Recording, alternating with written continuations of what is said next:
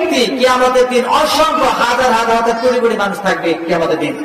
অনেক মানুষ থাকবে যে তাদের দুধ পান করাবে ছোট্ট মাসুম বাচ্চাকে। ওই কিয়ামতের কম্পন দেখে তারা মনে করতে পারবে না যে আজকে আমার দুধের বাচ্চা আছে কিনা, এটা ভুলে যাবে, মনে থাকবে না। তার মানে কিয়ামতের ভয়াবহ দৃশ্যটা সেদিন তাদের চোখের সামনে প্রতিফলিত হয়ে যাবে।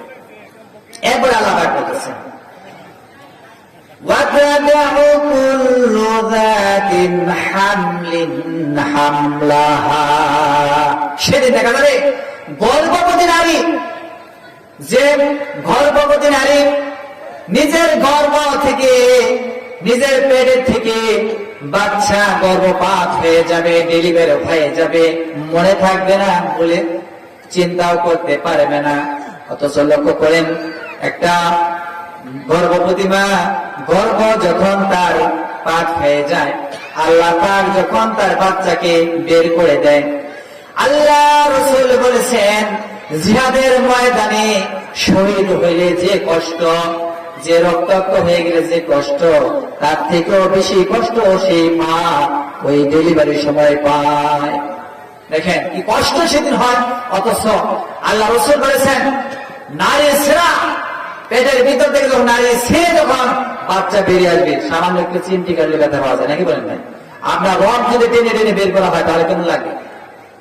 আর গর্ভবতী মায়ের সেই গর্ভ খসে পড়বে, চিন্তাও করতে পারবে। তাহলে দেখেন আল্লাহ পাক বলেছেন এরপরে,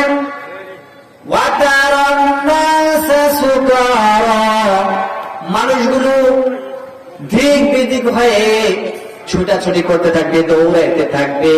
তার মানে হলো আল্লাহ পাক বলে বাবা নেশা খায় নাই, নেশা খেলে যেন মানুষ মাতাল হয়ে দৌড়াদৌড়ি করে, ওরা বোঝে না নাকি বলেন?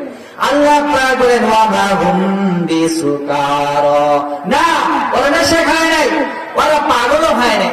ছুটছে কেন? তাহলে কেন তোদের বাচ্চার কথা মা বলে গেল, গর্ভবতী নারীদের গর্ভ কেন খসে পড়েছে, মানুষ কেন ছোড়াছুড়ি করছেন, নেশাও খায় নাই, মাতালও হয় নাই, কি হয়েছে তাহলে? আল্লাহ পাক বলেন এর আসল কারণ হলো ওয়ালাকিন্না আযাবাল্লাহি শাদীদ, আল্লাহর ভয়ঙ্কর আযাব দেখে, কম্পন দেখে মানুষের আত্মঘাত হয়ে পড়েছে। যেরকম নাউযুবিল্লাহ।